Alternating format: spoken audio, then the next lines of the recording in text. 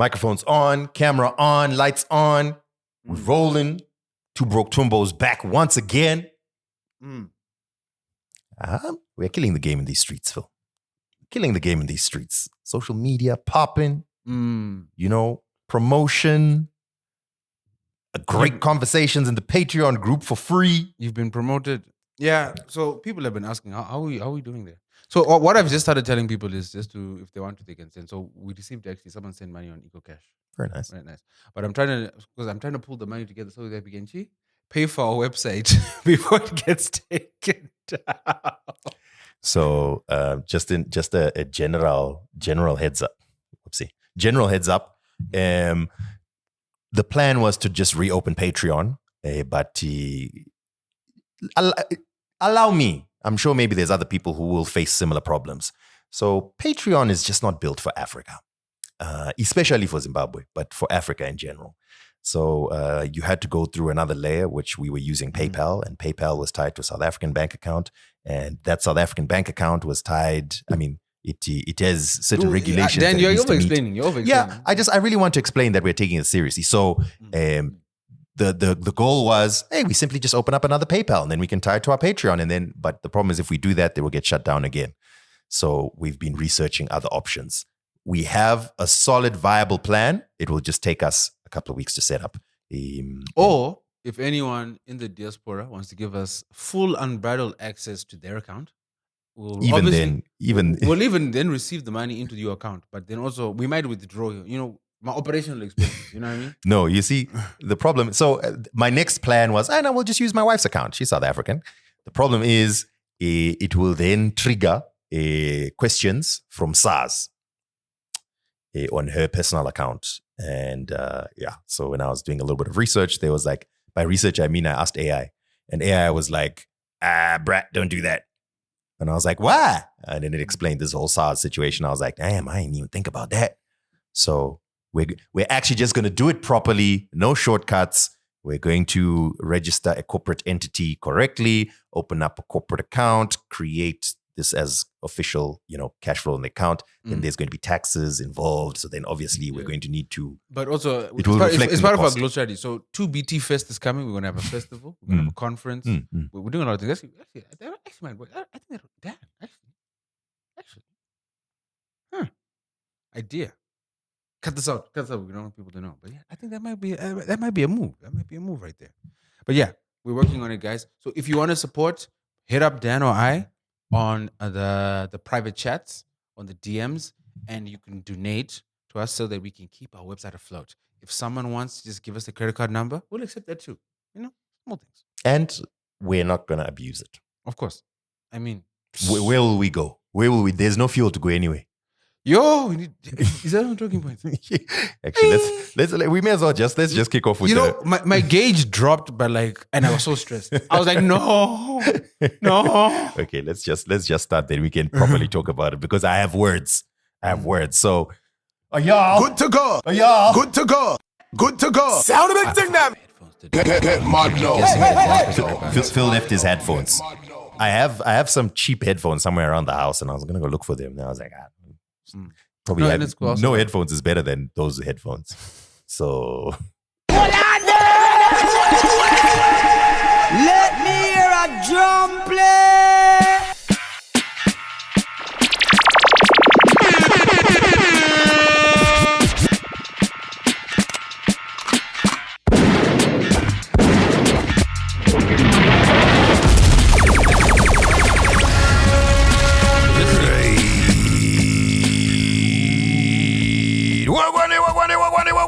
Welcome to another episode of your favorite podcast. This is Two Broke Twimbos.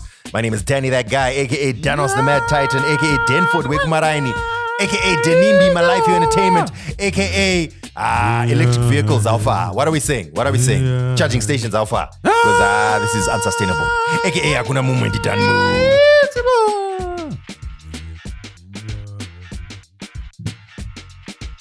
They won't know who you are. No, I was singing my intro. I know what you're singing. I know what you're singing. Wait for try to get Phil Floss, Big Boss, Big Pizza, Pig, Sexy Logo, aka Filthy Phil, aka DJ Mkarat, and of course Shamari Tengero Drink. We are back, of course. Oh, by the way, Shamari Tengero BYD because my change, my strategic pivot. So yeah, if you give me a BYD, Haval, no, Geely. straight electric. Have you seen those pickups, the ribbidibbles, those new electric ones? Yeah. If you give me the ribbidibble, I won't mind the ribbidibble. I saw a review again on TikTok of this dude who was revealing this new Geely SUV, insane luxury vehicle that's like super cheap. Is that guy with the big afro that never has actually an opinion? It's like, well, this thing is 45,000, and you sit, look at the seat. Yes, that guy. The one that he's paid for everything. No, dude, He never has a critical thing to say. I am for it. I am for it. You see, speaking of which, Econet is the best network that you can use. If you don't, how dare you? Can you see Dan? Dan is pocketing Econet money on his own. Have I seen a cent? No. I am campaigning to pocket Econet. There's actually a very interesting story about Econet, but that will be. You guys can follow me on Instagram to hear discussions about that. Wow. So yeah, no, the fuel situation, it's reached another level. For those of you who don't know, I am sure that countries all over the world are having issues with fuel. Fuel prices are going up. I've seen people in the United States complaining about similar things, but Zimbabwe doesn't do half measures. No. We don't play around, small, jokey. Nah. My mother says, if you do something, do it to the fullest. And that's what we do in Zim. So Zimbabwe announced just yesterday, day before yesterday, that fuel prices were shooting up. Right now, diesel is $2.05 per liter, and petrol is $2.17 per liter. I think that's the highest that it's ever been. That's 40-cent increase, basically. 40%, 40 cent increase. Yeah. It was a 36% increase. Guys. Now, that makes Zimbabwe the second most expensive fuel in Africa. We fell short then, once again. Number 2. Guys, Come on, man. Zera, you had one job. And the thing is, right? Everyone sort of understands, because of the Strait of Hormuz, fuel prices are going up. Completely understandable. How is it that Zimbabwe went up by like a factor of 10 to every other country in the region? Well, Zambia went up by like 4%. Other places went up by 6%, 3%. Zim was like 36%. Bam! well, And this is after another price rise that happened last week or the week before. the keys in the taxation. Because how much is our tax per liter? I believe our tax per liter is 30-something cents, somewhere there. 80, Higher? 80-something cents. 80 cents a liter. What?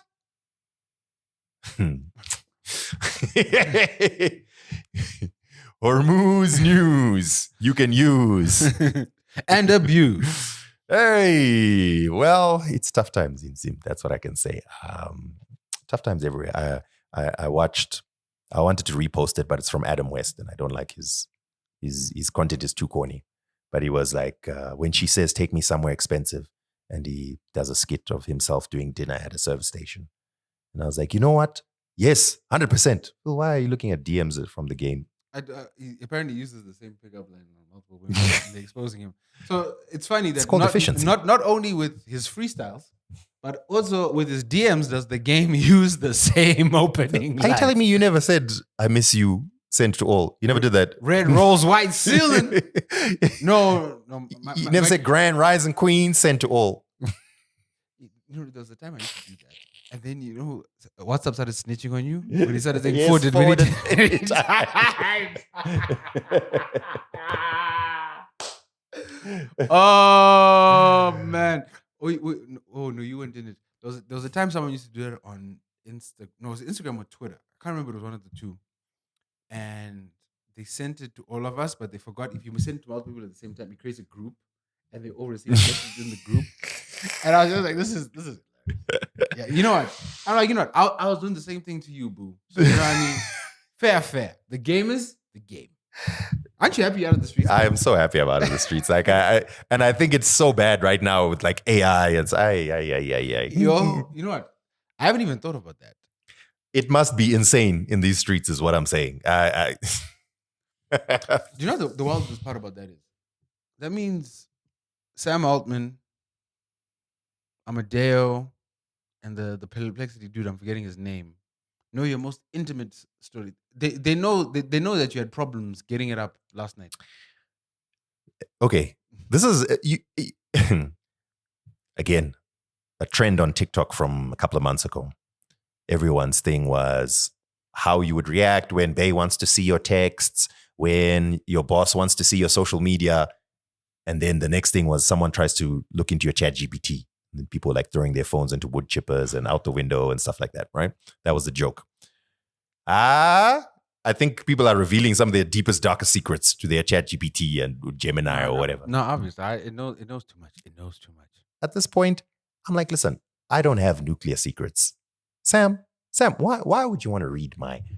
They're of no value to you. Leave them. Delete. It's of no value to you, brother. So I just pulled it up, Dan. So here, as you can see here, the tax schedule for fuel. For diesel, it's 42 cents a liter. For petrol, 85 cents a liter. Tax. So other countries are paying that much per liter for fuel. this is what I'm saying. If you just remove this tax, Why would we remove the tax? Why remove it? Hey, you're the one saying, hey, we want Raptors in this country. But- hey, how are we going to see? We want Lamborghinis in our country. And then you want to take away the means of us having nice cars. It's a weird circular thing, right? Where you can no longer afford to have the Raptor because fuel is so expensive. But you can only get the Raptor because fuel is expensive. It's like people were saying, again, I don't want to mention any names because some of these are people that I know. But, you know, there's a certain fashionista icon in this country. And people are always like, oh, she always delivers. Oh, damn, did you see her latest video? Damn, you see what she's doing? How do you think she's going to do that if we don't do this? People are always like, hey. Yo, Icarus. Whenever foreigners come into our country, they're always like, wow, there's so many nice cars in Zim. How do you think that's going to happen? We need. Icarus. So Icarus. You have to decide what Icarus. you want. You're the one who makes it bad by doing that. It's very surface level. Anyway, let's balance out some of this struggle with some positive news. Let's celebrate some Zimbabweans doing big things. Hey, shout out to Magamba Network because their award-winning drama series Magweja premiered on Crown TV in Zambia this past week. So congratulations. So it's nice to see, some original programming made here in Zim that was initially just for our social media streets, and it's now actually on official television in another country. No, shout out to them. I've been scaling up the former client, and I was there at the beginning of the content production journey, and now they're doing like full-fledged series, like full length. It's really impressive, man. So shout out to them. I actually managed to because after they won the number, I didn't know about it. To my detriment. So I caught an episode on YouTube after the numbers. I was like, this is actually really good. Yeah. Really good. So, Phil's just mentioned that they are a winner of the Outstanding Screen Production NAMA Award at this most recent. Well, actually, it was last year, this year. Yeah. Read all about it in the National Arts Council newsletter produced by Point Black. So, congratulations to the Magamba Network team. Congratulations to Derek Nziakwi and the director of this show, Magweja. It's just exciting that something made in Zim has been bought by an outside TV network. That's dope, right? Make stuff. Put it out there. Don't be surprised when you see two broke Twimbos in places. Okay, couple of things to note about Zim. Zimbabwe will be hosting the 8th Africa Spelling Bee Championship. This is the 8th one? Yes. Oh, nice. Very exciting times. Essentially, there's going to be 13 plus countries participating from Africa, including SA, Nigeria, Ghana, Ethiopia, etc. I wouldn't mind going to this. This might be fun. I would go watch this, It'll be fun. Actually, yeah, let's do it. Let's see if there's any details. I'm going to look at the ZBC News, who are on the ground to cover this story. As Zimbabwe rolls out the carpet, they've arrived. It will be happening. Tomorrow? Yeah, it begins in Harare this Friday. Okay, where is it going to be?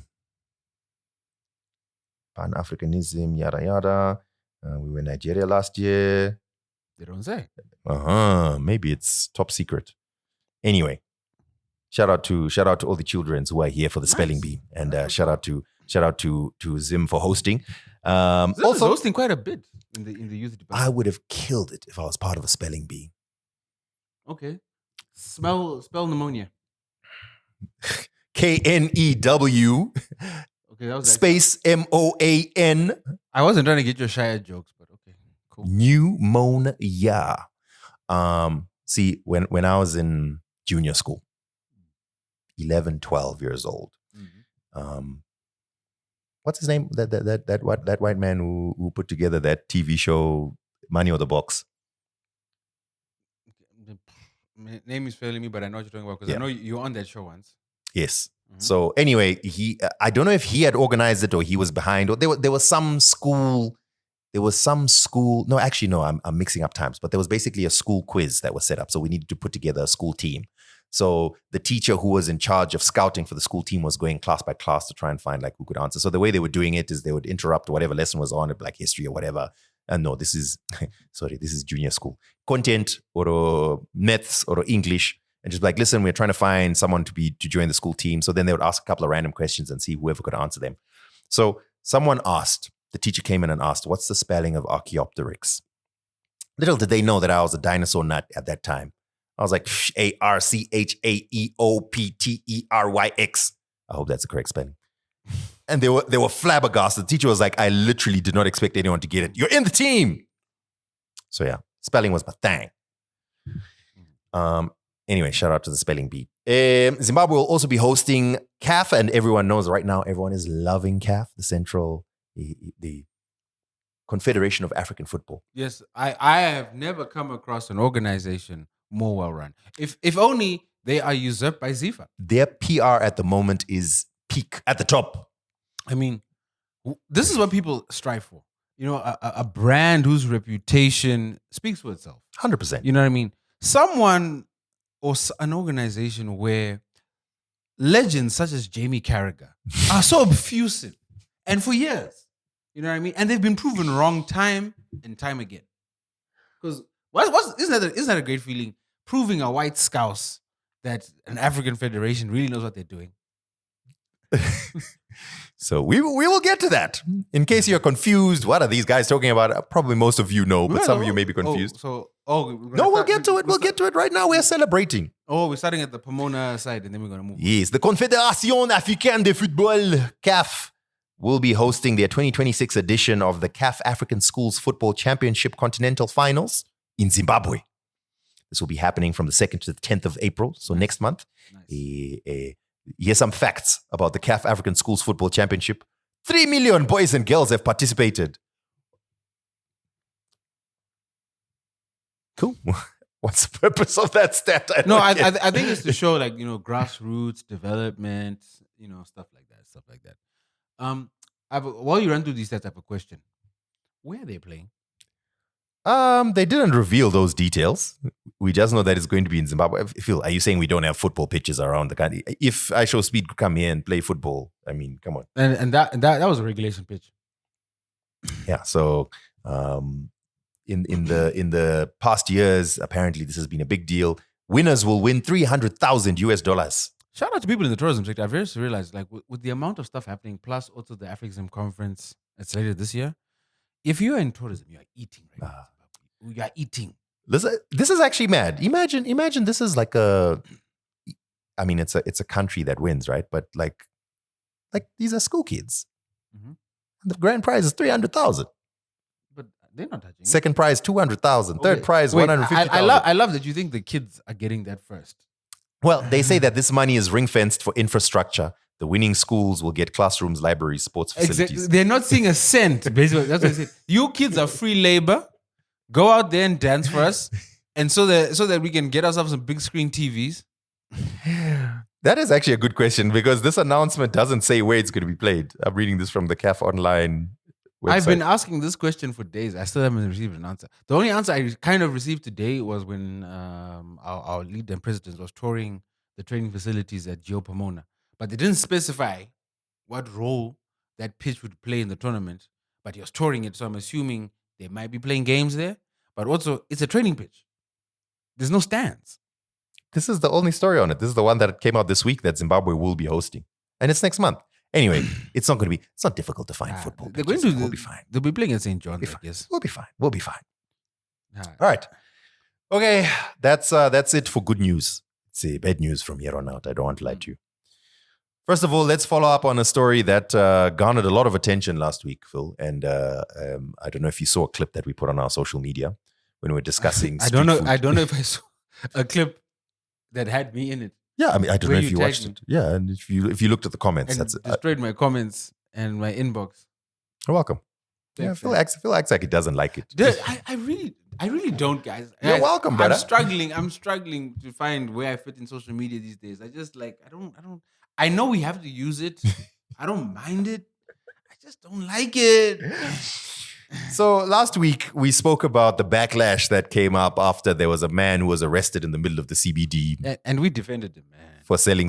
I mean, we didn't really defend him. We just said like he shouldn't be allowed to, but the backlash is just not corresponding. It's not. There's no. Yeah, it was disproportionate. It's incongruent. You know what I'm saying? That's a good word. One thing I did notice, I actually wanted to give shout outs. There were so many people in my DMs who are now giving us the exact locations of the southern spots we were Really? talking about. And they're like, no, you guys meant 8th and Salou. Yes. Yeah. Thank you for that correction.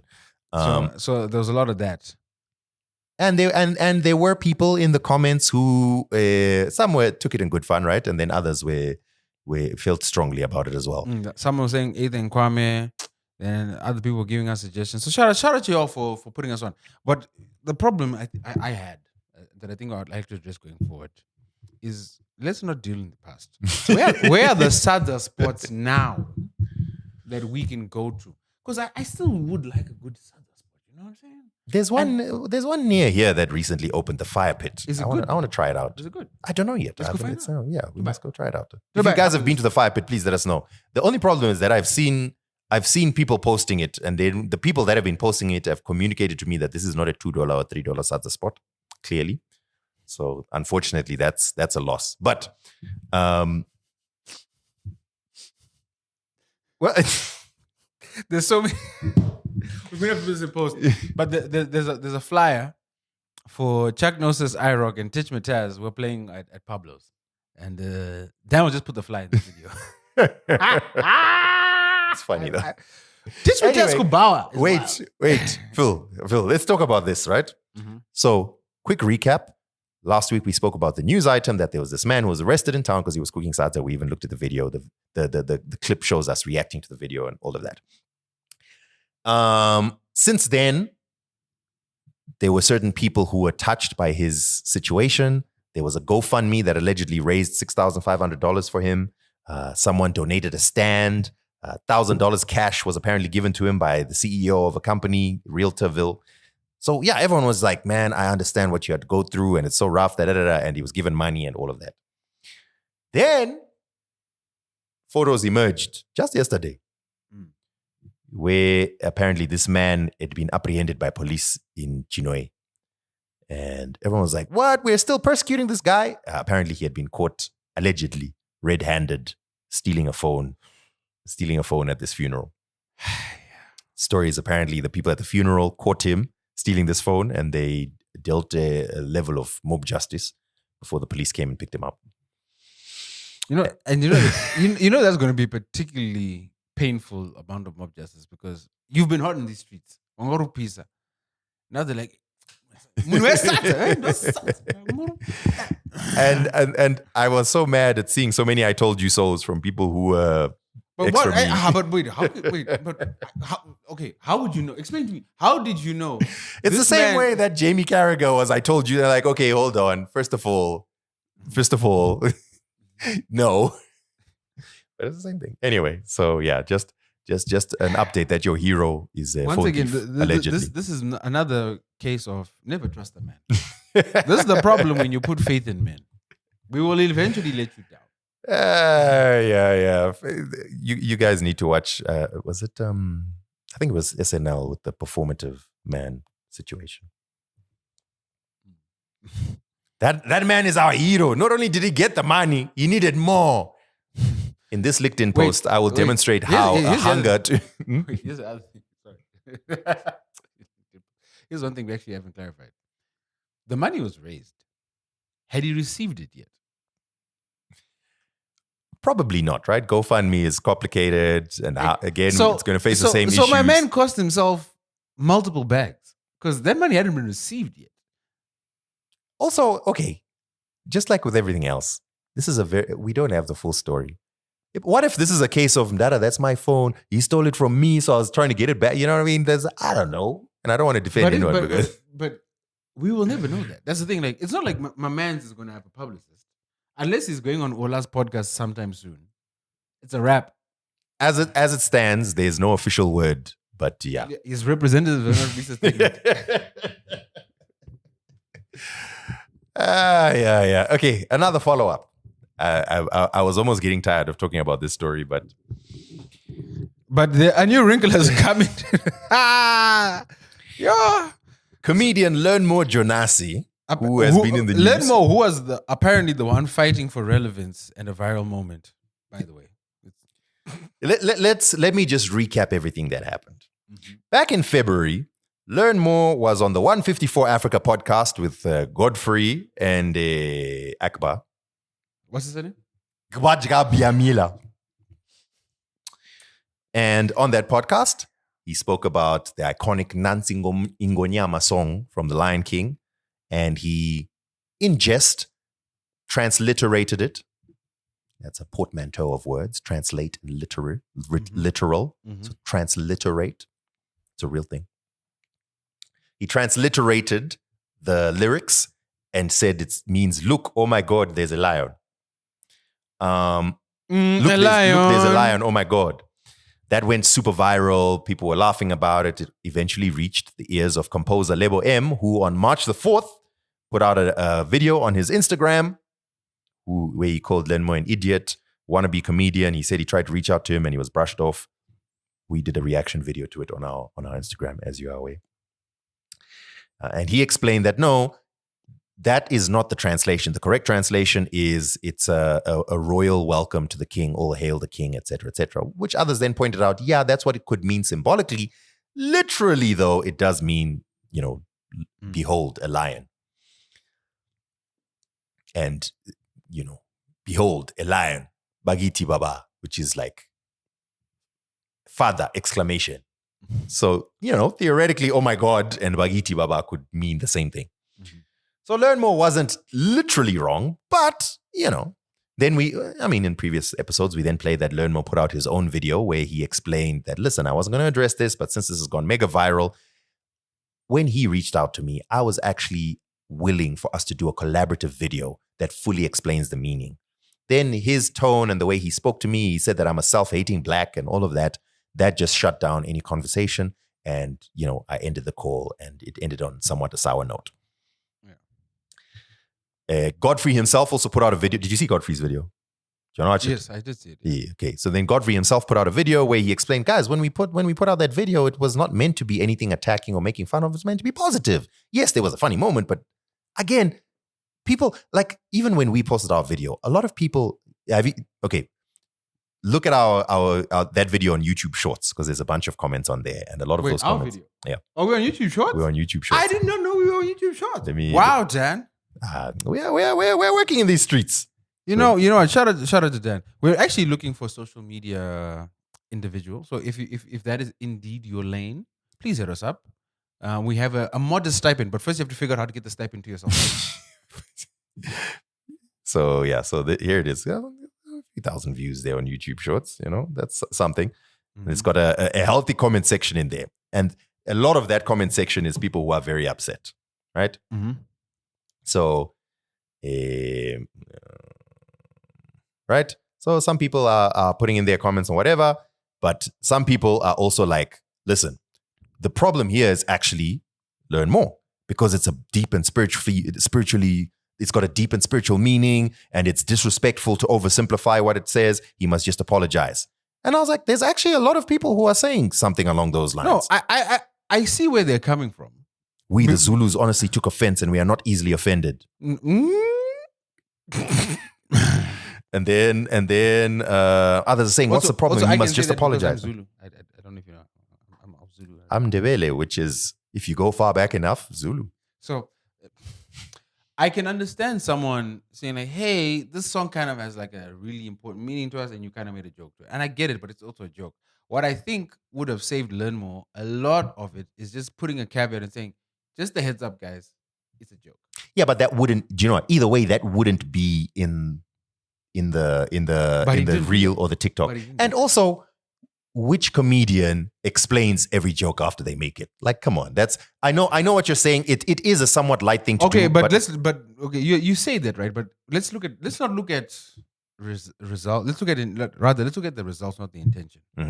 How many apology videos and explanation videos has Learnmore himself had to release since this? So his first video, which I don't really count it as an apology video, he did say, if you were offended, I'm sorry. But his whole tone was, it's being taken the wrong way. And honestly, this is gold for them. It is. He just booked Netflix to go. Netflix is a comedy. He just did a sold out show in, I can't remember what it was. I think it was Baltimore or something. This is gold for him because there's a someone once said, I learned this from a video game. When you encounter enemies, it means you're going the right way. As a comedian, the worst thing you can be is neutral. The worst thing you can be is, no one has an issue with you. People need to be upset and people need to defend you and people need to love your jokes and people need to hate your jokes. That needs to exist in the world for you to get any kind of motion. So this is gold for Learnmore. I'm not to imply that he did this deliberately, but I think it's actually fine. He made a joke. He defends himself by saying, I'm sorry if you're offended, but my intention was never to offend. I made a joke with translating the song. Now, okay. Let's look at it slightly differently. Okay. Let's say a comedian comes up and makes a joke about an American movie and deliberately misinterprets some deeper meaning but makes it a very surface thing. That's such an easy thing to imagine happening, right?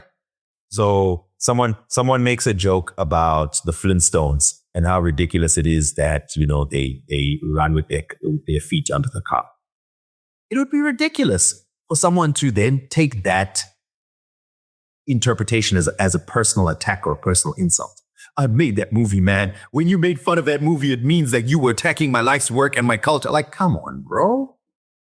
I know that's not a one-to-one example because I can't think of one off the top of my head. With a bit of time, I'm sure I could. But my point is, you made a piece of art. You put it out there. Someone didn't say your art is whack. Someone didn't say you suck. Someone didn't say your culture sucks. They took your piece of art, they transliterated it and made a joke over the fact that the literal translation of this is this, but when you hear it, it sounds so profound and moving.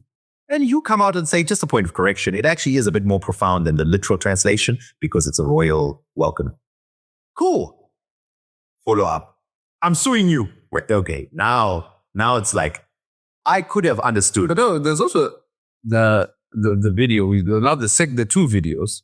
And the second one, the first one as well, but the second one, there's some dog whistles. There's got a few dog whistles in there. I also somewhat agree with that, but I'm very hesitant to speak about that because he could also just be a very stuck-up man. Jeremy. Lebo M. Okay. Actually, I'm going to be careful because I know his daughter, but yeah. This is not an insult to anyone's family. My dad, whom I love dearly, is not a jokester for that. I mean, wait, your father's the doctor? You'll do some jokes here and there, but I can't imagine him taking kindly to someone making fun of something he said. Because he's an older African man, where they're like... But he's also, your dad in Lebo, I think, well, obviously, because your dad is a PhD, correct? Mm-hmm. And there's a certain... Because I even remember this one time I made the mistake of calling him Mr. Dube. And no, he's not that bad. That was probably his attempt at a joke with you. But my point is, all the African men from that generation, they are not as loosey-goosey. Not all of them. This is obviously not painting a full brush, but I think we all can picture that kind of African man. You don't just, you have to do things properly. So I could understand why you felt the way that you felt and why you may interpret things a certain way. I disagree with how you interpret it, but I feel like you have every right to. But the news that we got this week, and to be honest, it's being reported in a lot of places, but I would love to see more concrete evidence of this. Like it was literally a billboard. But So I think that's what I was, because I saw it posted on a few dodgy sites and I couldn't find source material. And then the billboard posted leading me to, oh, this might be serious. Yeah. But the other thing is, do they quote, because I haven't had a chance to read it, do they actually quote the case? Or are they quoting other news sources? Because it could just be like a lie just being repeated over and over. Is there an actual case file? Like, where was it filed? Like, which district was this lawsuit filed? so it says here, the lawsuit filed, this is from Billboard. The lawsuit filed on Monday, March 16th by South African composer and singer Lebo M stems from Zimbabwean comedian Learnmore Jonasi's appearance last month on the podcast 154 Africa. Now, here's what I thought. I thought maybe we're misunderstanding.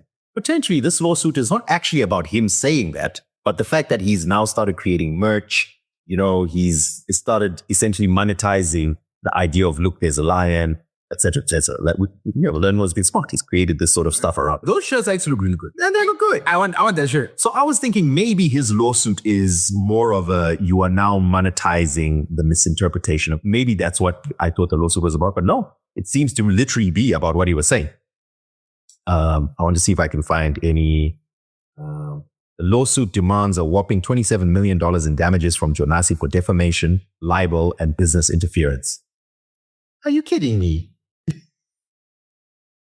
That could affect Lebo M's long-time collaborative relationship with Disney.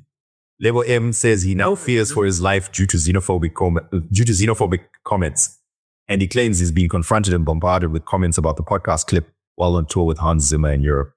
Always has to be a name drop here. The Lebo M broke.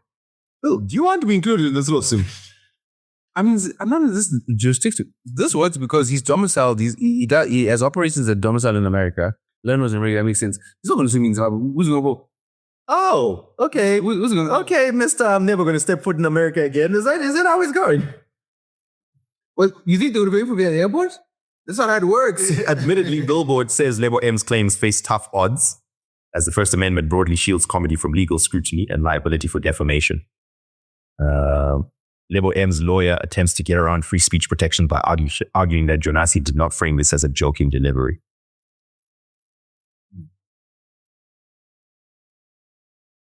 I have never studied law, but I think I would take this case.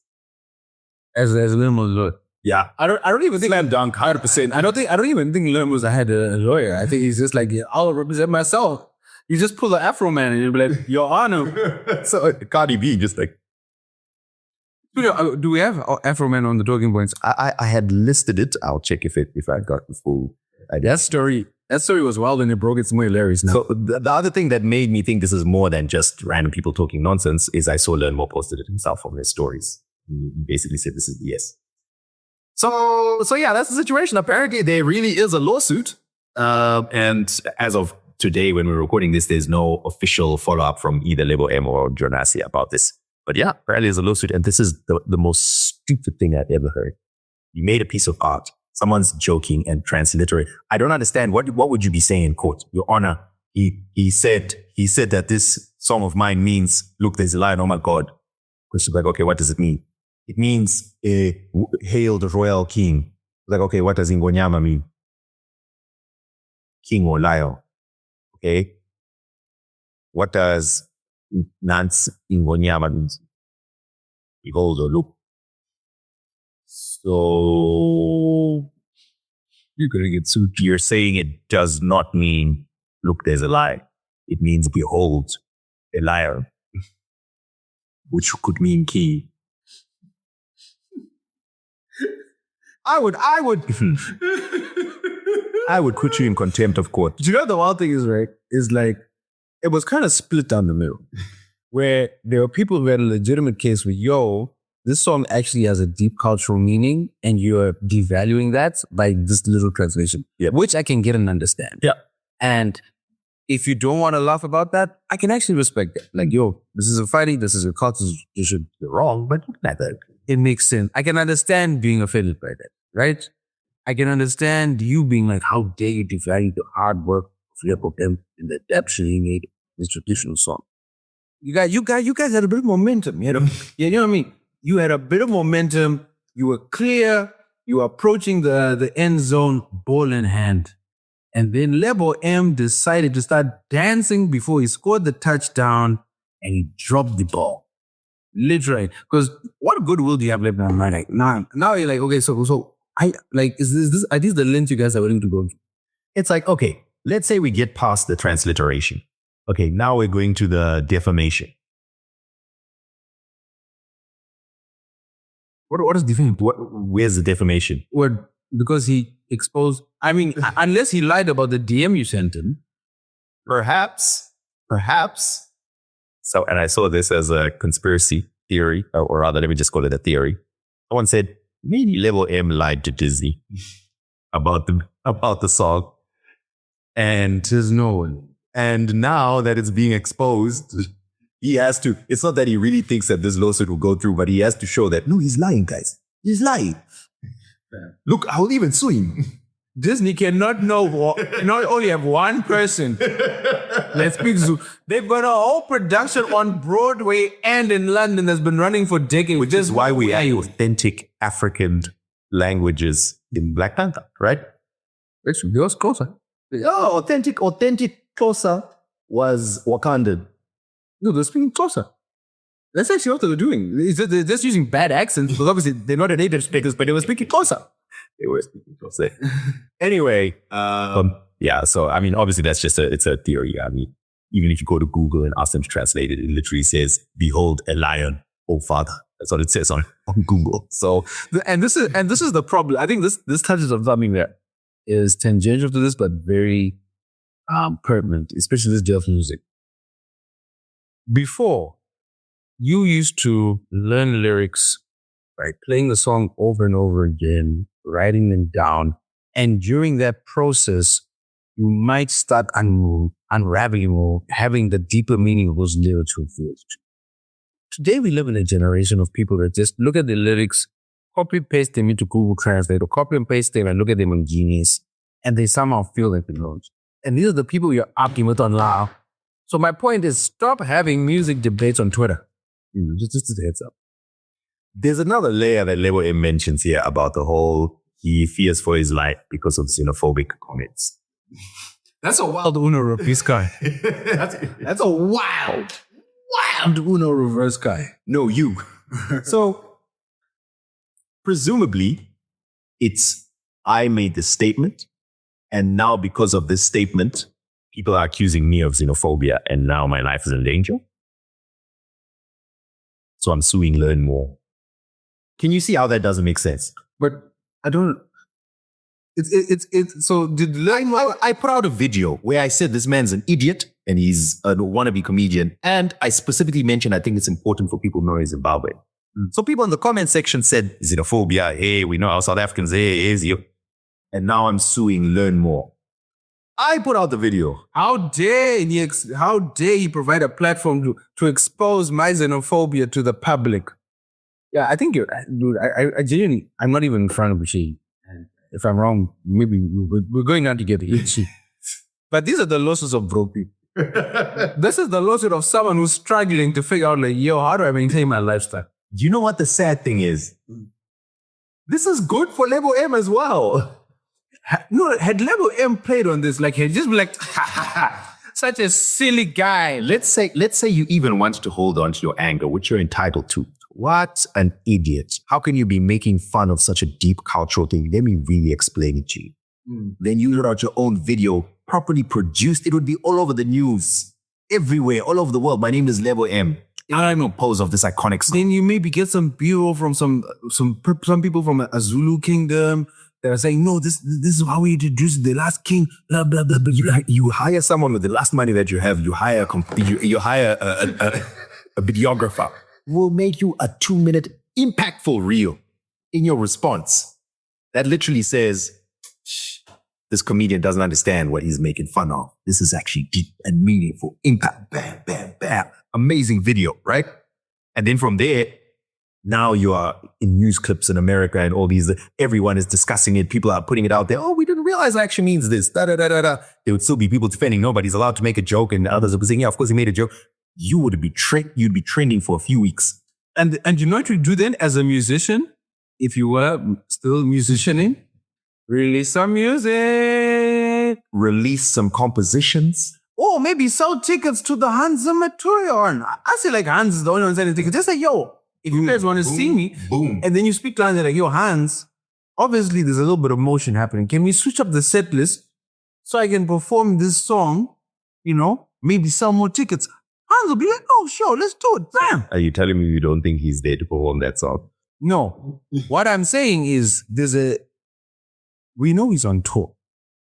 But in any of these communications, as he said, yo, if you want to hear the real deal version of the song with me explaining it on stage, come see me on this tour. It feels like a layer. Let see Lebo M's most famous songs. Okay.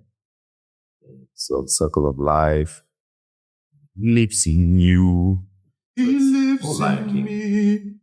Okay, there we go. That's something that's not Lion King. 1 million streams. Okay. 6.4 total. What this? No, locally. Oh, great. I just want to see what it is. Where is it from? Huh? 6.4 million streams. Okay. Lion Sleeps Tonight. Lion King Part 1. Hakuna Matata. Back to Kasi. Oh, okay. All right. There we go. 790,000 streams. Who's this? I mean, I feel like he's sampled or featured, but anyway, point is, you could have you pivot this. You know what I mean? It's Lion King. Then I tried to end this last time because I was trying to be political. I was like, my guy, the bread in the M household is buttered by Mufasa. So anyway, it could have just been a debate about, is it cool? Is it, but now it's like, bro, it's going too far. Anyway, moving on. I want to close this chapter. The next time that we will talk about it is if it's actually in court, I think. Okay. Apologies for the last bit of audio. We lost a bit of audio, but continuing. Oh yeah, let's make sure this time. Continuing our discussion, let's move to what we've made reference to it already in previous discussions, but we are talking about the Confederation of African Football, or CAF, who dropped a bombshell just yesterday. CAF have announced on the 17th of March that CAF's appeal board have stripped Senegal of the 2025 Africa Cup of Nations title, and they have declared Morocco the 3-0 winners of the January 18 final. This is because they invoked Articles 82 and 84 of CAF's tournament regulations. Article 82 says if a team refuses to play or leaves the ground before the regular end of the match without the authorization of the referee, it shall be considered the loser. Article 84 is the one that says they forfeited by 3-0. So if you recall, in that final, Senegal left the pitch because of some dubious referee calls, and the coach called them off the pitch, and there was a big brouhaha for a few minutes before Sadio Mane seemed to be the leading figure who eventually persuaded everyone to come back onto the field. And it was good that he did that, because they continued playing and eventually they won the match with the dramatic extra time goal. Because the reason they left the pitch is because Senegal were awarded a penalty Morocco were awarded a penalty just after what looked like a stonewall penalty for Senegal was denied. So they felt super aggrieved. And I mean, watching the game, I also felt like, this feels unfair. So this is the general situation. Insert discussions, and we've already partly talked about this. So. This feels like the first ever episode of the podcast. Remember our first ever episode Yes. with Carl Joshua and Lube? I wasn't even there. No, rather, well, it was the first episode we aired. It was the first episode we recorded, but the first one we aired was Amara Brown. And Dan sat down with Carl Joshua and Lube, and then forgot to hit record. And then we finished. We didn't finish the episode. We went deep into the episode before. I was like, oh wait. Anyway, so this is obviously crazy. This is insane. The Senegalese government how this happened, right? The appeal was initially Morocco appealed to the initial disciplinary board, and it was rejected because CAF did issue disciplinary sort of measures towards the team for doing the whole walk off the pitch thing, but it didn't change the result of the final. But then Morocco then appealed even further, and they now appealed to the CAF appeal board. They took 6 weeks deliberating, and then yesterday they released this information. And the Senegalese government, in their turn, have accused CAF of corruption. Players have posted laughing emojis and trophy emojis on their social media. Niakate, the defender for Senegal, posted a photo lifting the trophy with "They're mad." So Senegal say that they will appeal to the Court of Arbitration. Basically, they were like, "Come get him. If you want these awards, come get him." Senegal will appeal to the Court of Arbitration, which supersedes CAF. It's Swiss-based. Yeah, and most people believe that CAS will reverse the decision by CAF, which will be embarrassing. So this is not the first time that Morocco, the Sports Court Arbitration, and CAF have been involved in a walk-off thing. So in recording number one, I was mentioning I was looking up, and that's when you realized, Dad, I think you need to make sure that your audition is there. Because this full screen is, I don't trust you anymore. I don't trust. Put it in the corner there so we can make sure it's recorded. This is what I'll do. Use my screen. No, this is what I'll do. It's precious, Derek. I'll put it in a secondary screen so I can very easily just check on it. Yeah, we're good. I don't trust you. This is from an Al Jazeera story that came out last night. So the Swiss-based Court of Arbitration for Sport, CAS, had to intervene in 2019 when Moroccan club Casablanca walked off in the second leg of the African Cup of Nations final, also protesting against VAR. What? Interesting. In that case, they refused to play on, and the referee declared opponents Esperance winners. But CAF's executive committee then surprisingly ordered a replay. Esperance took the matter to CAS and were declared champions, with CAF embarrassingly rebuked for attempting to override the referee's decision. Dan, I believe they call that precedence. This is a little bit different, right? Because, okay. No, it's not. It's the same thing. So someone asked a valid question. If this happened in the semi-final and not the final, right? This happened in the semi-final. Would the final then be redundant because then it was played with the wrong team?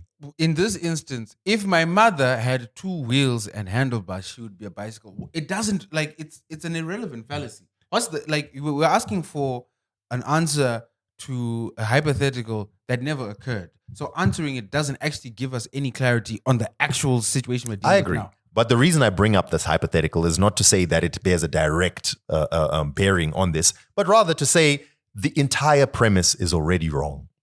What you can do in terms of going to the CAF to appeal and whatever is maybe you can appeal reversals of red cards for the next match or whatever, but you can't go and try and change the result of a game because things have happened since that game. So in the case of Senegal, they had a victory parade. They received their trophies. Exactly. And what's doubly embarrassing is this is sadly one of the good and bad things about sport is once you cross a certain threshold or precipice or time period, reversal of sports decisions outside of wanton cheating or drug abuse or something like that doesn't make any sense. It's the same thing with Lewis Hamilton. We know he was robbed of the championship. We know Michael Massey messed up because he lost his position. But even as Lewis Hamilton fans, we don't want that championship now. It's sullied. It's the same thing with right now. It was just announced that Chelsea have to pay a fine because of improper financial blah blah blah during Roman Abramovich's time and whatever. And then they have a fine of 10 million. What? Wait, Dan. What? Wait, hold on. Chelsea that experienced all that exponential growth during that time were cheating? So a lot of fans were saying, well, the titles that they won during that period where it has now been proven from, in court that you cheated, those titles, there's 2 titles, should be stripped. But realistically, sorry, you can't. Stripping titles is the weakest thing. The title has already been won. The victory parade was done. Players were sold and bought based on the base, it's already done. That can't be changed. What we can do is now maybe put sanctions now or punishments now and whatever, and that's a discussion. Same with the 115 charges. People are saying, yeah, for the last 5 years, Man City will be stripped of their titles. So that will mean Arsenal will have won, and it will mean Liverpool would have won more, and it will mean, Manchester United will have won that. And I think like people, sports has obviously multiple meanings to multiple people, right?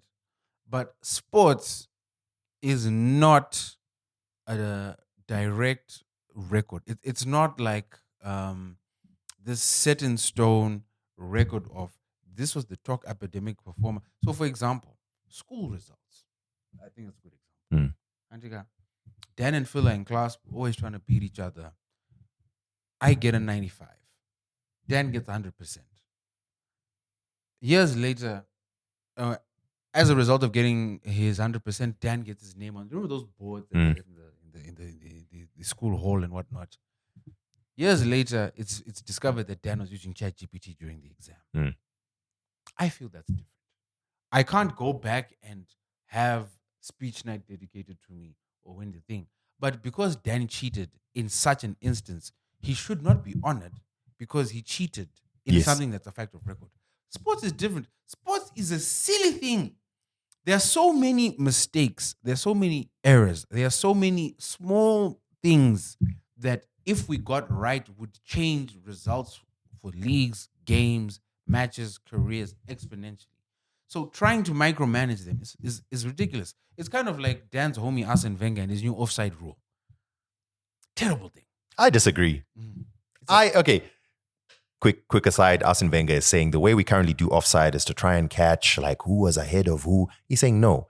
Let's change it to try and incentivize or rather reward the attacker that rather than reward the defense. Theoretically, it's supposed to mean it makes the game more open.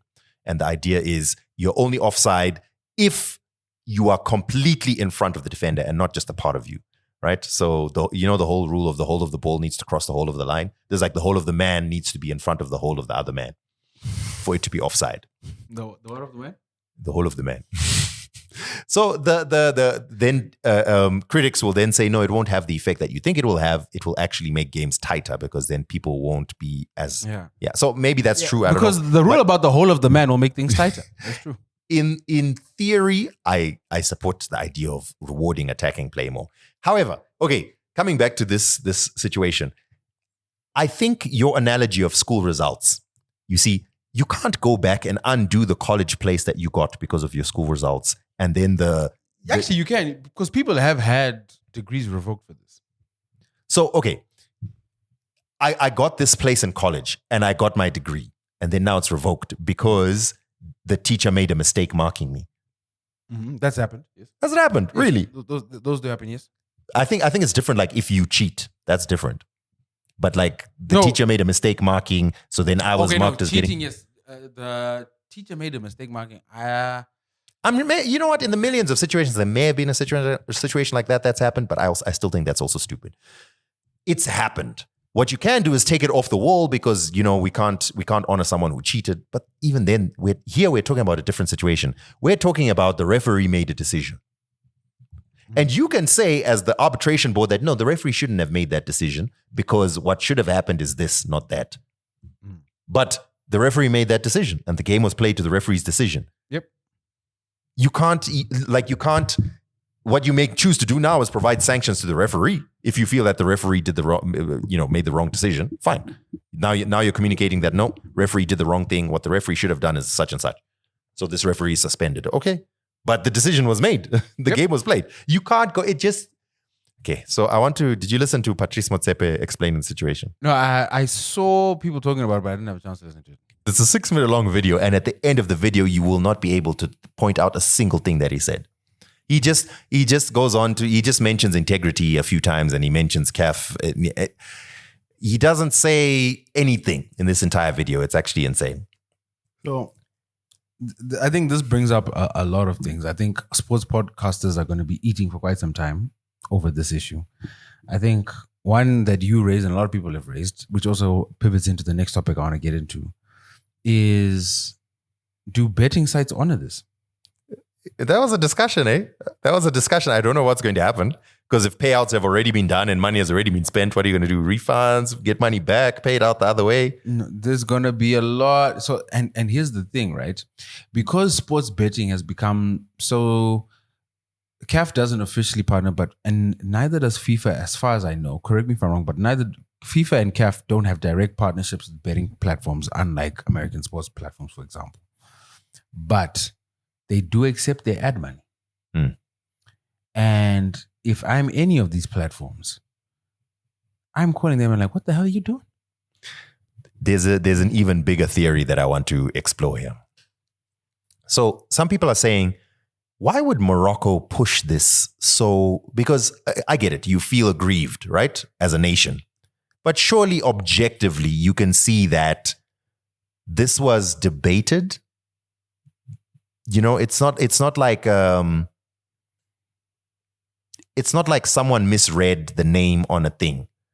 Something happened during the game. Your own player missed the penalty. Your player, Brahim Diaz, missed the penalty that you got for, whatever it is that they protested. So you could have won the game. So now you're saying, oh, actually, no, what should have happened is the game should have been forfeited. Okay. Even if that was the case, is that how you wanted to win it? Dan. And they probably don't care. Now, hear me out. There's obviously going to be some very, very fervent fans of Morocco that may feel, I don't care how we win it, this is how we want to win it. But I am willing to argue that probably the average Moroccan is like, come on, bro, like it's done. What are we going to do now? We're going to have a second parade, firstly. But the theory that I was going to get into is some people are saying that actually money was paid to ensure that Morocco wins. Alleged, this is the theory, right? And the referee by Morocco, who knows? And the referee did what the referee was supposed to do, which is to not allow a penalty happen at the other side, make sure a penalty happens at the other side in the dying moments of the game. All you had to do was score the penalty and you win the game. Money has been paid. However, you failed to score the penalty. But now someone can come forward and saying, we paid you to ensure that we win the game. So now it's okay, we'll make sure. We're going to make sure that you win the game. Let's figure out what we can do. And when I hear that theory, this starts to make a little bit more sense because I'm sorry, I can't believe that a country would be appealing what happened on the pitch. And the referee. Oh, Dan. Because it just feels very silly to me. I'm sorry. No, Dan, I think you're a little naive, especially with Moroccans. I think if there's one nation that, or there's two actually. You know the first one? There's one nation that's all the bad things that people have said, all like, yep, tick. For this podcast, the direction it's going, I don't like it. That one nation, which we know, that one, Abraham's nation, and the Moroccans. Moroccans have never beaten the allegations.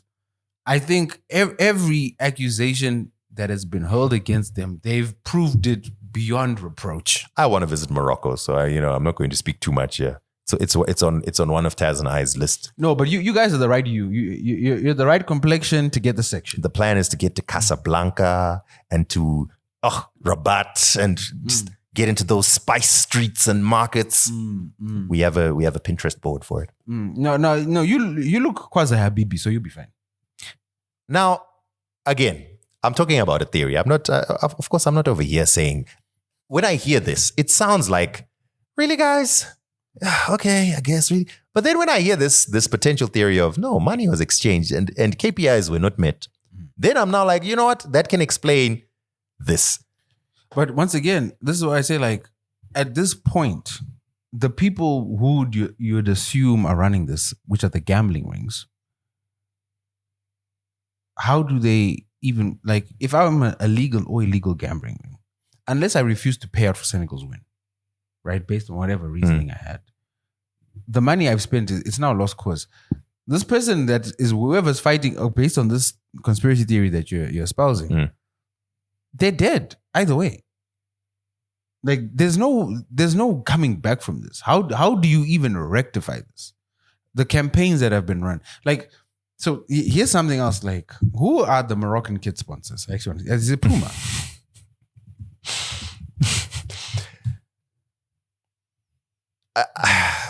there's Yeah, it is Puma.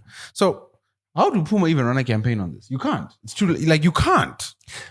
This is actually something you would not want to happen. It's going to cost you more in actual money, goodwill, and future opportunities. And okay, who's that? The Moroccan player at Real Madrid. What's his name again? Brahim Diaz. Can you imagine what it's like in that locker room right now? Can you imagine what it's like in that locker room right now?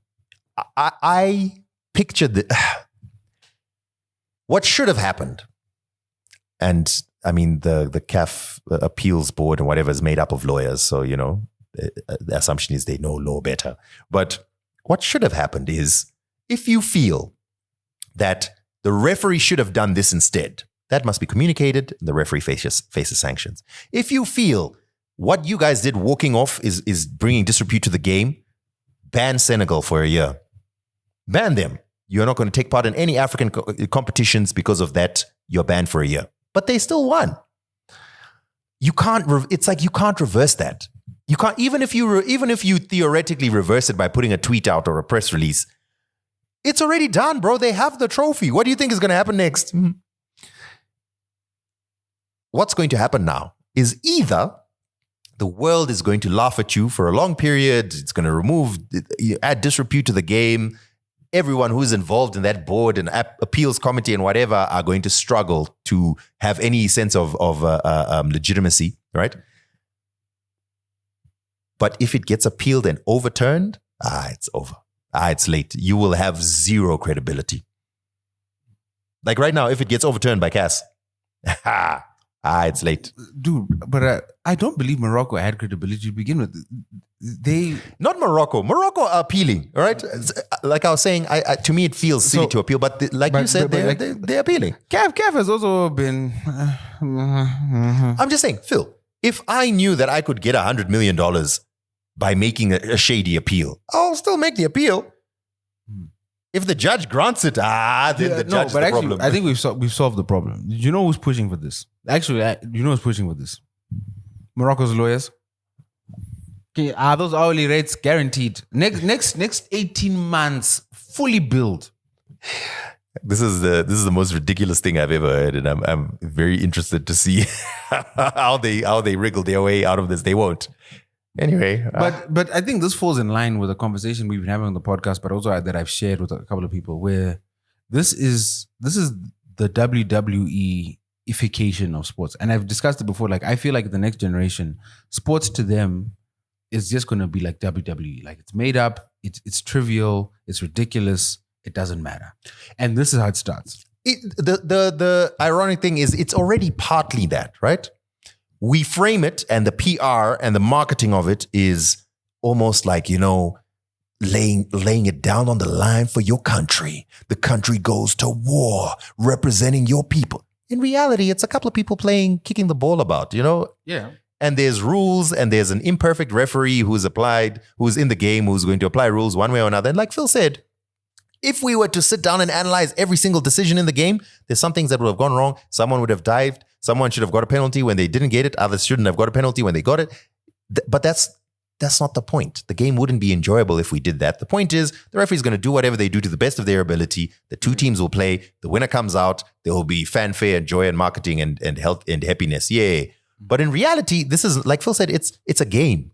Yes, people are passionate about it, but the whole purpose of it is to play in front of thousands of people and people enjoy. There's no stakes that are deeper than entertainment. They are, but they shouldn't be. It's just insane that 2 months later, you're going to act like, no, it's to maintain the integrity of the organization. We shall apply Article 8. Bro, it passed already. Even if you had every reason to believe that the rules are the rules. And some people's position is, I think this is ridiculous. But the truth of the matter is the rules are the rules. And when Senegal walked off the pitch for 10 minutes, they triggered the rules. Now they're facing the consequences. That is true. I agree with you. But the referee didn't disqualify them. And a lot of people have also been pointing out other rules that the referee's decision is final. It can be reversed in terms of sanctions placed and so on, but the referee's decision in a match is final. So the players will play to the referee. there's also Article 82 speaks about them leaving the pitch. So I don't know, it's the stupidest thing I've ever seen. Okay, moving on. The Oscars were this past week, Phil. Yeah, boy, yes. Congratulations to Michael B. Jordan for winning Best Actor, Ryan Coogler for winning Best Screenplay. Congratulations to One Battle After Another for winning Best Picture.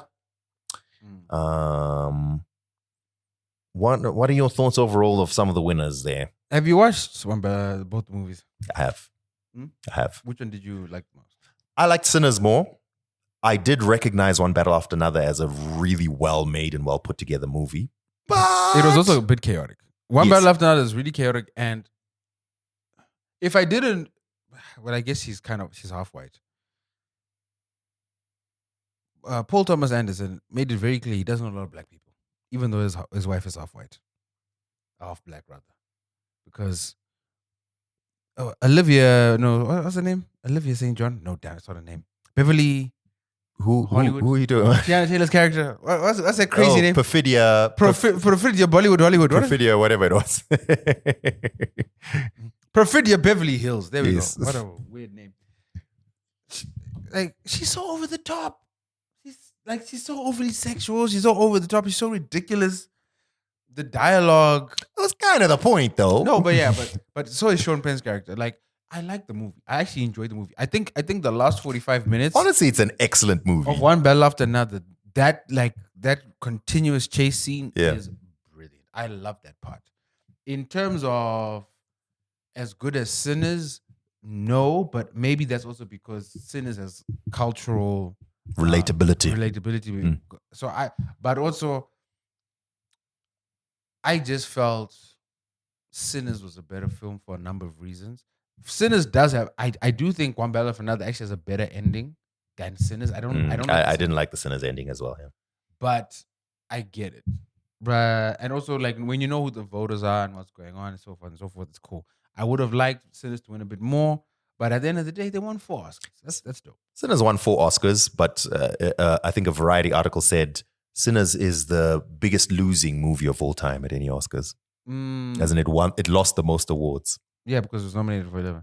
But also Variety are just trolling us. At this point, they're doing it on purpose. It's your fault. Stop engaging. And you saw Sean Penn wasn't. Did you know why Sean Penn wasn't attending the award? Why not? Because he was having a meeting with Zelensky. No. I don't know why and who allowed Sean Penn. Because remember, he met with Al Chapo. Sean Penn's character was insane also. Sean Penn is meeting with presidents. He's meeting with the heads of the cartel. Why? Wait, focus on the Oscars, Phil. One Battle After Another was, in my opinion, from like just watching a movie and the story behind it, whatever, it was an excellent movie, but I had some things that bothered me about it, right? So there was just like a couple of things, just a couple of like the one scene when oh my goodness, what's his name? Rocket Man's character. Oh Lord, what's his name? Leonardo da Vinci's character. What's his name? You mean Leonardo DiCaprio? Leonardo DiCaprio. Did I say Da Vinci? My bad. Leonardo DiCaprio's character. Rocket Man. Wait. Where did Rocket Man? Rocket Man, he's the that was one of his code names. Oh, okay. The pyrotechnics. Okay, I get you. I forget now what he's. When you said Rocket Man, I was thinking of Elton John. No. So anyway, his character is in the car with that other dude, Benicio del Toro. Benicio del Toro's character, and he's The sensei. and he's just like, oh yeah, I don't know how to do my daughter's hair. I was just like, it felt shoehorned in, like you kind of forced that line in, like, come on, dude. Yeah, there are better ways. I think that's the other thing with the character, right? Because we also don't understand, and there's no real explanation as to how he goes from this man who's madly in love with this woman who clearly is cheating on him, to when and how does he make the realization that this child might not be his, to when does he then become this Rombe who's just a pothead. No, but I don't think did he know that the child was not his? I think there's an intimation that, because even if you remember, there's a scene in the beginning where Perfidia's mother kind of intimates that, yo, my daughter is a bit too much for you, and you want enough for my daughter. I also feel like I don't think it's really pushed that he's madly in love with her. I think, I think they had an arrangement, is what it felt like. And that's what I'm saying. Like, I feel like there's so many beautiful character arcs that could have been explored better that weren't. So even like post the reveal, spoiler alert, by the way, if you haven't watched the movie, when the daughter finds out who her Biological father is. I was trying to think of a progeny, or whose progeny she is. There's no real consequence for that. You know what I mean? Even especially with what happens post that. Okay. Let me tell you where I disagree. Right. So this is part of this long scene. So she finds out that she's his daughter, of which that is sort of built up. So it starts off with her thinking, could it potentially be true? When he reveals the kit, he does the testing, they try to find that, and then she's now fighting him. Eventually she escapes, right? And in that escape, you can like she goes through this trauma, and then there's a scene where she slams the brakes of the car, and then that dude crashes, and then she shoots him, whatever. And then her dad comes, or her foster dad at this point comes, and there's this moment where she hesitates. And I feel like that was a very profound moment, because this is who you thought was your father has now appeared, but now you hesitate. And you realize that he's the father you want, not the father. Yeah, and he's not actually my father, but then she makes a deliberate choice that, okay, now you are my father. So I feel like that sort of entire scene of discovering that that's not your real father and the other person's your father, and then now. Yeah, I get that, but I would have liked it a little, not spoon-fed, but fleshed out more, especially when earlier in the movie, he's incredibly paranoid. And maybe it's because he suspected that Sean Penn's character was out there trying to hunt them. Because like he doesn't want to go into public places. He doesn't want to know who her friends are. He wants to make sure that she doesn't use radio. He's got that device to track her. And then post that, she's now basically become a freedom fighter with a radio scanner tracking for protests. And he's like, okay, baby, have fun. That was supposed to be the lesson that you were a freedom fighter, and now you're holding back your kid from being the same thing. But so let her be. She's grown. She'll take care of herself, or not. But you also proved during the movie you did not train her well, because she was too easy to capture. I did feel some things about, like, for example, this dude gets shot in the face with a shotgun. And then, like, the next scene, he's walking with a bleeding face. Like, come on. Like, come on. No, but a shotgun would do that. But also, that's point blank. That Santa Claus cult was interesting. Christmas Adventurers Club. Yeah. I think there's, yeah, anyway. All that to say, I like the movie. I feel like it was one draft away from being more perfect. I agree. Sinners I think Sinners was an incredible, like, the cinematography, the dialogue, the music scenes, even just the action of it, and the entertainment. Way you set up your thing, you can't tell if it's recording. All of that, I really enjoyed that, right? And I think for that reason, I would have wanted Sinners to win Best Picture, but it's not like I'm extremely mad that one better after another sucked. Yeah, I mean, it is what it is. I mean, like, ultimately, Sinners did get its awards, and it is nominated for it. It is an 11-time nominee, and they've been winning and racking up awards throughout award season. So shout out to 16 nominations. I would have loved for Delroy Lindo to have won that award. 16 nominations, not 11. And 16. I feel like after watching them, I feel like Delroy Lindo's character was more impactful than Sean Penn's character, simply based on that one scene where he's talking about how his friend got lynched. I think that lynching scene is one of the most incredible scenes. Sorry, I didn't mean to snicker at that, but it made me think of Sean Penn and his ridiculousness. It's like, I love them. When he was describing his feeling for black women, yeah. It's just so ridiculous. That's what I'm saying. He was so over the top.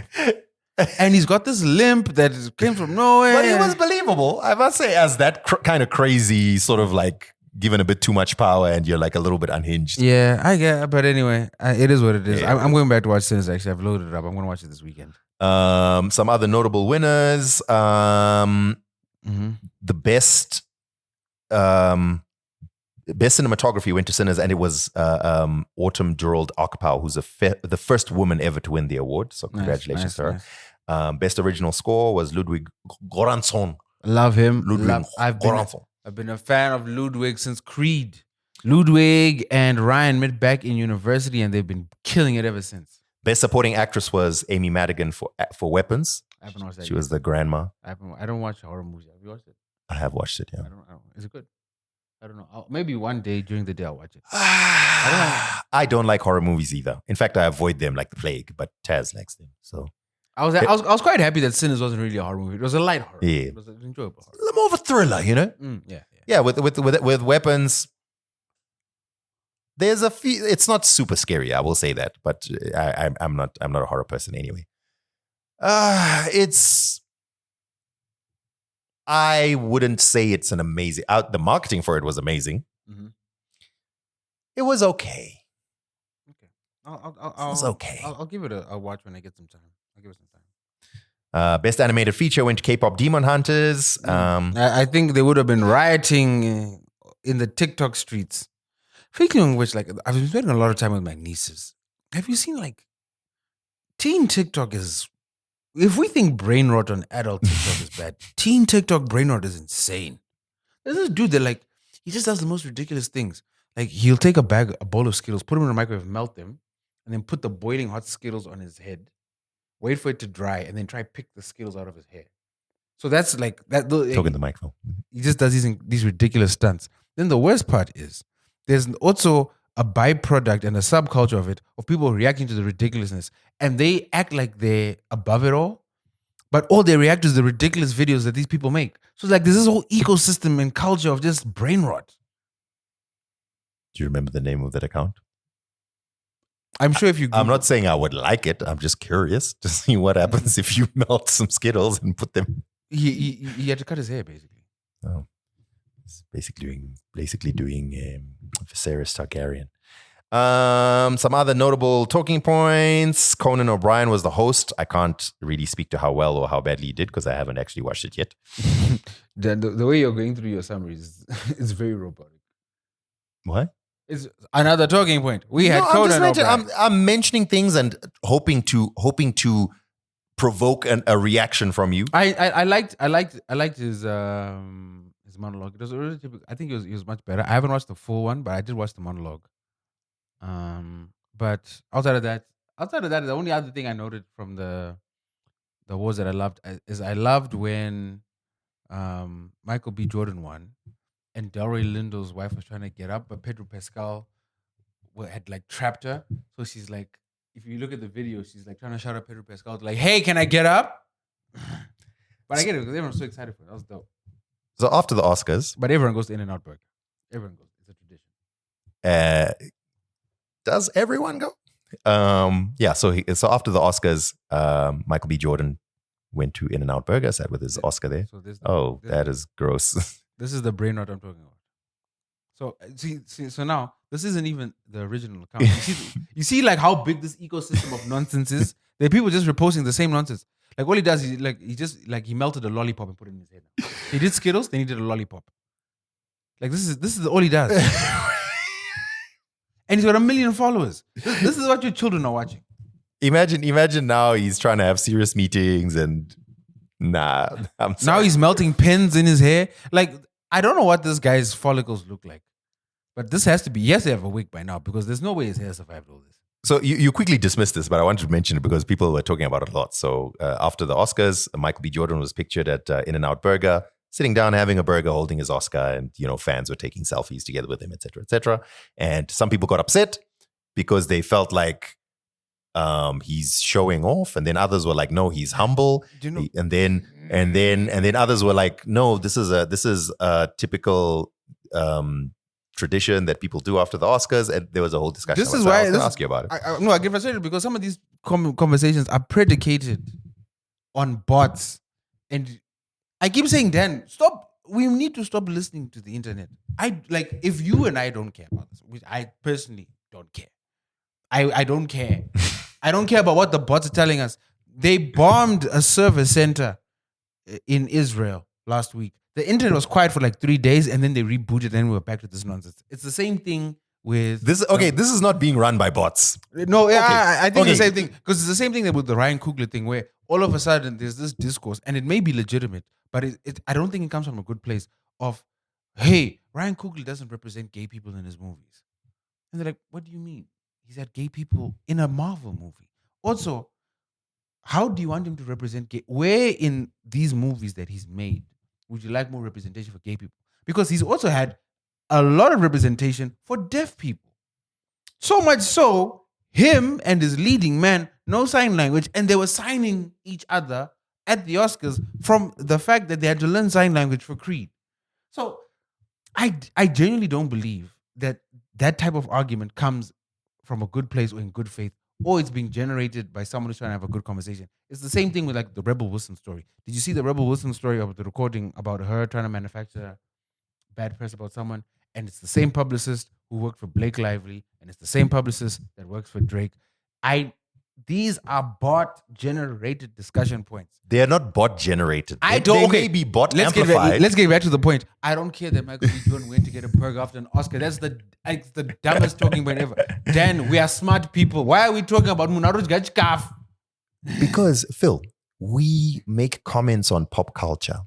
And if a lot of people are discussing the most recent winner of the best male at the Oscars, Fair enough, but I don't care that he went to get a going burger. to a random Fam, burger you spot. You just won an award. Do whatever you want. I don't care. Like I'm really not trying to be like. I find that talking point it's so ridiculous and stupid. I don't care. If he loves In-N-Out Burger, good for him. Do whatever you want.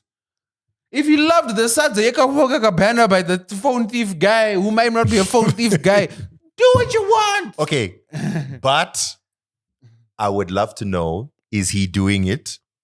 I don't care, Dan. I don't care. Unless there's an announcement that In-N-Out Burger pay for this, which I'm assuming they do anyway. It is what it is. It's capitalism capitalizing. Now we're talking about a burger that we can't even get in America, bruh. I mean, in Zimbabwe. You can't even get In-N-Out on the East Coast of America. Okay. Do you care about the fact that Michael B. Jordan's father, his name is Michael A. Jordan? We've known this for years. So are we going to eventually reach Michael Z. Jordan? In which case? This is a joke that's like 10 years old. No, fam. Dan, we're smarter than this, please. Okay. We can't be recycling jokes from when Twitter still do we, fail do, whales. do we care that Michael B. Jordan's name, the B, is doing so much heavy lifting? Because now we don't really I'm going home. we don't connect him I'm going home. to what it would be if we took out the B. I'm going home.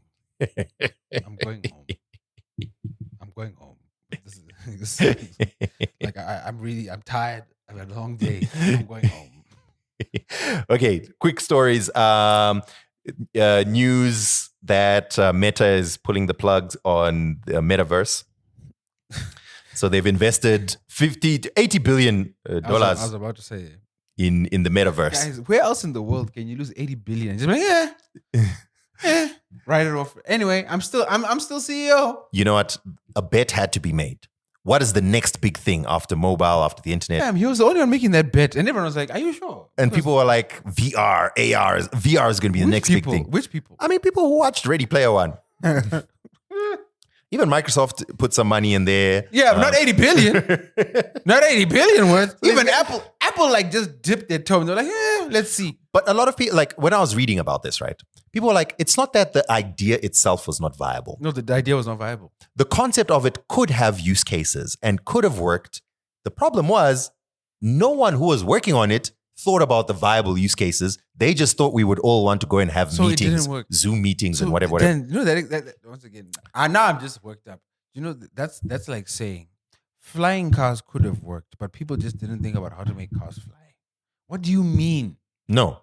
Right. Okay, but you're deliberately misunderstanding. No, I get what you're saying. The concept but of it's theoretical. VR. No, once again, it's theoretical. Yes. So theoretically, anything can work. Anything that if you present it well enough, we're like, I might be able to see a use case for this. Oh, excuse me. If the technology improves by such by an order of magnitude, yes, this might work. But if the technology never improves by that order of magnitude, then it's not viable. But that's okay. That's not what I'm saying. You're worked up, so you're responding to something I said I said in your head, but not I actually said. Okay, say it again so I make sure I'm hearing you. But I'll respond in a worked up manner. Theoretically, the concept of VR as the next frontier that technology could head into is not a bad idea. It's not that the technology hasn't reached there. Just like any other tech as it moves, what it needs is viable use cases. And the viable use cases could be spotted on or discovered by the people who are making the technology, but more often than not, they are discovered by people who are not inside the company that is making the Why don't you technology. just move it to this corner? I don't understand. Why are you so scared of moving it to the left? It's recording. Anyway, I actually Apologize first. Oh, okay. I apologize. It was recording. But I actually did hear you the first time. What I'm saying is, actually, the metaverse technology was not there. We had no legs in the metaverse. we were Nintendo 64 characters. Yes, Will Smith was eating spaghetti in a jerky way. Yes, but that's the thing. And in 3 years, 2.5 years even, how far has AI, even as shaky as the fundamentals of AI have become, look at what video generation quality has done in the past 2 years. If you're spending 80 beats, That's less than 1% of what has been spent on AI. Doesn't matter. It's still a ton of money. Yeah. Anyway, so, okay, my point here is I also don't think it was the way to go, but it's not insane to think that we got to bet on what the next platform is. Could VR be a thing? Theoretically, it could be. And I don't think it's also a right response to say anything could be a thing. Of course, anything could be a thing, but here were the major things that you need to place your bet on. OpenAI and these other companies Google placed their bet on AI. So that's the route that they went. But they had they had some tendrils in VR and AR and so on. Microsoft they were going down the VR route until they pivoted and went down the AI route. Even Zuckerberg was doing both AI and VR, but most of his investment was going the direction of VR, a little bit in AI, and now you can see the Llama and whatever are so far behind everyone else. So people place their bets.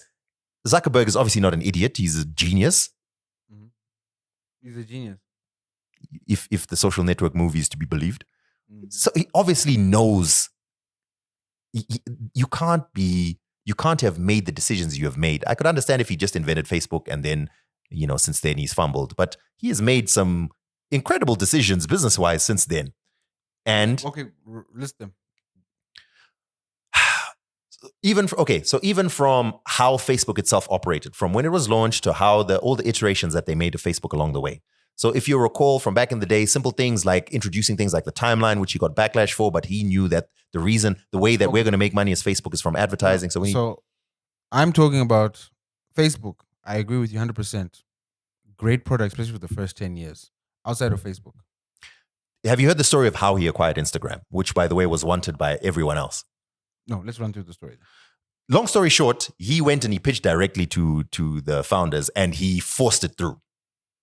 And his reasoning was, the reasoning behind it was, because everyone was saying, like, the amount that you're paying for this, you're not going to make money on it.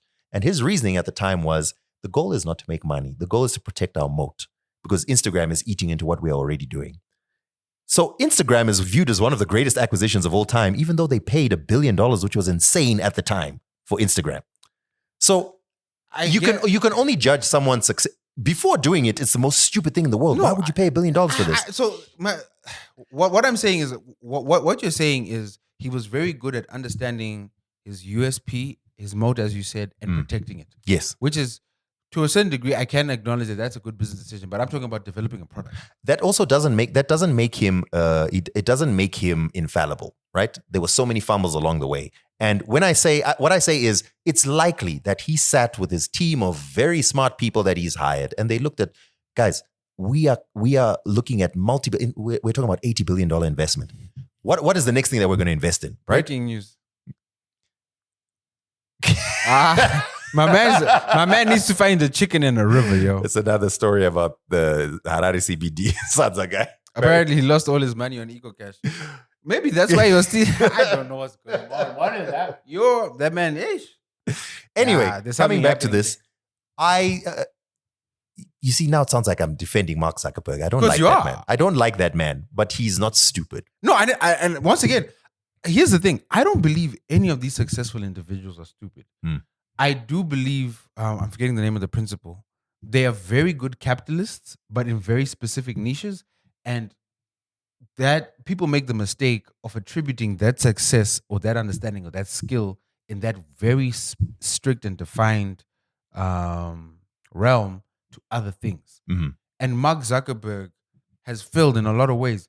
And he's also, what he was really good at, and maybe good at having good lawyers and good advisors, is he's protected his position and his stock options in Facebook to the point where no matter how much money he loses Facebook, the board cannot get rid of him. Because anywhere else in the world, any company that loses $80 billion on a bad bet, Yep.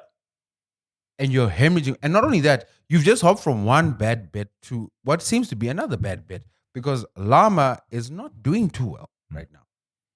So again, he placed a bet, and it looks like it was the wrong bet because he went down the route of open source AI models, or at least, theoretically open source AI. I don't think it was a bad bet. I think that was actually a decent bet. The issue has simply been iteration, development, but also it's a business model that's doomed to fail. I don't know if you saw Anthropic's results, where Anthropic spent 50 billion and made 2 billion. I'm no genius, I am no financial guru, but losing 50 to make 2, I don't know, Dan. Doesn't seem viable. You see, but if you got investment worth 100, you've made a profit. You scale. Yeah. Because so if Zuckerberg had put his 80 and added it to the 50 of Anthropic, they would have made 6 billion. The point I'm making here is this man just took $80 billion and put it in a fire. This wood chipper. Just like, oh, well, we tried to make VR, the metaverse, a thing, and it's not working. So how much do you think an Oculus is going for right now? Theoretically, they are closing something called Horizon Worlds. The metaverse in its still technically exists, but Horizon Worlds was the big thing. And so the fact that they've closed it, it's over. I just remembered something. Remember when they were selling real estate in the metaverse? Yo, Snoop Dogg was selling houses next door to his in the metaverse. Yo, people are stupid, yo. and they were paying with NFTs. The thing is, in retrospect, it's stupid. In the moment, people had pressure. Dan, in the moment, it was stupid. I know. I love that we actually have a podcast of record because people can go back. And even when this is happening on the podcast, we're like, this is the dumbest shit I've ever heard. Okay. Buying fake land. Dude, can you imagine? My land is predicated on whether the server is online or not. What type of domicile is that? Oh no, someone built a house on my digital land. Oh, I've got a squatter. I'm charging rent if you need somewhere to be in. Yo, imagine like that's what the viruses are in the metaverse. A virus is just like a squatter that won't leave. The only way, I feel like Ready Player One is the only way that you could potentially make money, which is selling in-game, purchases. That's the only way I think it could possibly work. And but anyway. even that the game experience is not great. Yeah, it won't. I mean, let's say theoretically, quantum computing hits an insane, forward momentum, and now we have these insane chips and insane processors, and now computers coupled with AI and 4 nanometer chips and all of that, and quantum computing, and now we've got this insane computing ability that we can create full graphics metaverses. Maybe 10 years from now, people will be like, what, Mark was just before his time. Speaking of which, last week was GTC, which is NVIDIA's conference. They released a new technology, which is for game rendering, and it's based on AI, and people are upset because they were like, you're making everything look like AI slop. Did you see it? No. You don't see it? Yeah. Anyway, so yeah, that's Stuff happening in the tech world. Very quickly, just to close it out, I think we need to wrap it up. 2 trailers dropped this week that... 2 things I know I don't care about as well. You made me worked up again. You don't care about Dune? I don't care about trailers. I just want to know when the movie's out. Yeah, okay. I mean, obviously, the trailers are... The idea is to build anticipation for the movie. So that the point... This discussion's about the movies, not necessarily the trailers itself. So the trailers for Dune 3... But also, what are we discussing? Because we haven't seen the movie. I'll tell you what we can discuss. Timothy Chalamet. Chalamet. The fine arts finest ambassador. Have you read the Dune novels? No, actually, I haven't noted those, and they're quite extensive. I did. I had them. Actually, I have them at home because I was in a big sci-fi thing, but I never read them. I read them in high school, and I didn't. I think there's like 6 novels. I probably read maybe the first 3 or 4, and it gets weird. Yes, I remember that part because I remember someone else was a big fan. Was like, "Yeah, dude, these things have taken a bit of a weird turn." So I'm pulling out. So I was like, "I'm not." Yeah, as in it's like this upcoming movie. It's a trilogy, right? This upcoming movie is going to explore some of the things in later books, but it's not possible to get into like book 4, 5, 6 because those books are insane. Like literally. Timothy Chalamet's characters, I mean, Lisan Al-Gaib's child or grandchild, I can't remember, becomes an immortal sandworm hybrid that takes over the universe. It's like, and it's weird. It's like insane. But there's a lot of super fans who are very excited to see how it will be interpreted. And there's a lot of clues from the trailer that indicate that there's certain directions it's going to be going. For example, one of the weird things that Dune gets into is this weird sort of resurrection thing where people who have died come back as like some kind of ghosts. I forgot what they're called. But so the fact that we see someone who we know died in previous Dunes and he's in the trailer for this confirms that, so they're going to adapt that part of the story. Or there's a part where Timothy Chalamet's character in the trailer looks to have an injured face around his eyes. Well, there's a part in the books where he goes blind because of a nuclear explosion.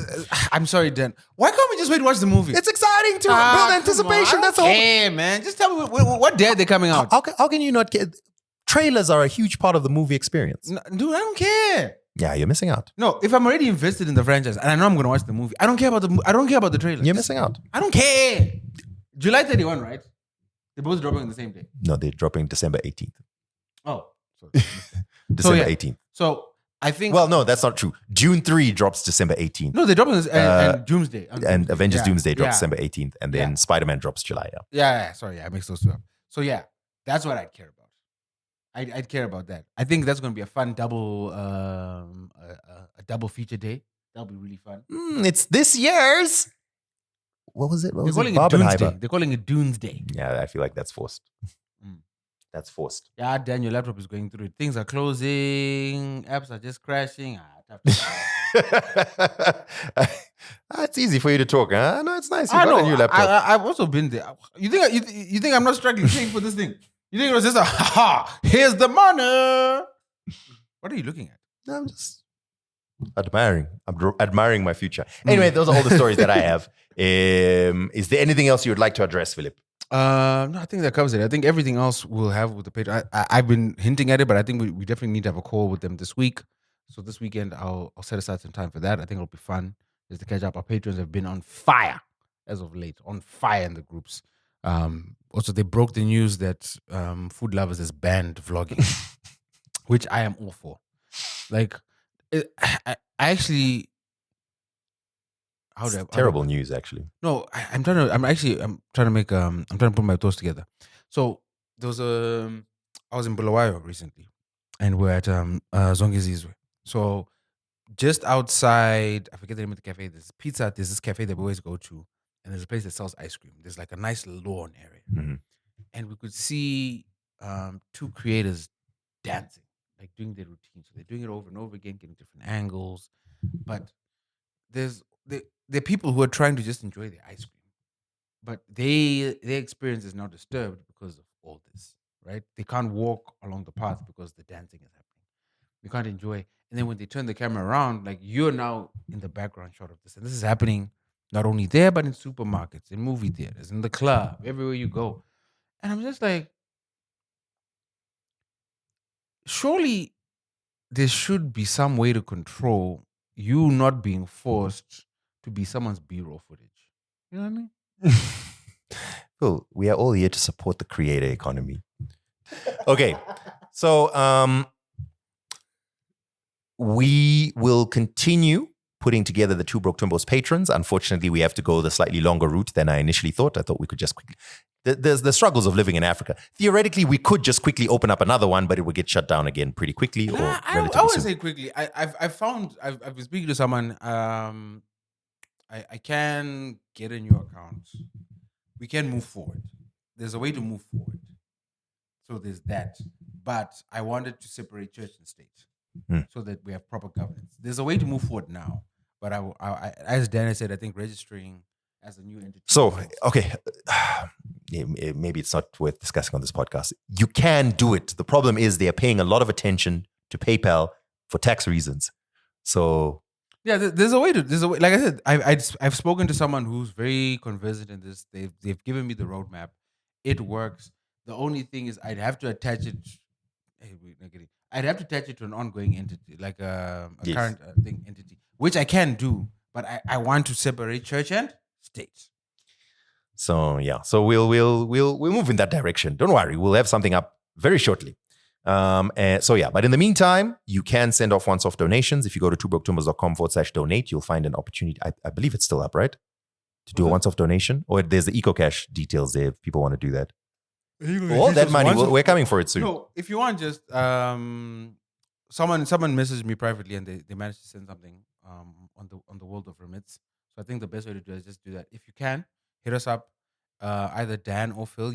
If you're in the Patreon group, you've got our numbers. Just hit us up and then send it on the world of remits or any other comparable platform. That'll be great. If you'd like to make a pledge and then join the Patreon group, we may consider it, depending on how serious you are about your pledge. Or if you have a credit card and you want to pay for our website, go ahead, do that too. Yeah, we are due to renew our website payment. So anyway, that's it. Thank you so much for tuning in. And you are welcome for another episode. You know, not everyone is delivering regular episodes at this point in time. So you're welcome. We will catch you in the next episode. And please check us out on the social medias as well. When you see our videos, repost, like, share, all that stuff. And catch you in the next one. We out. Aha!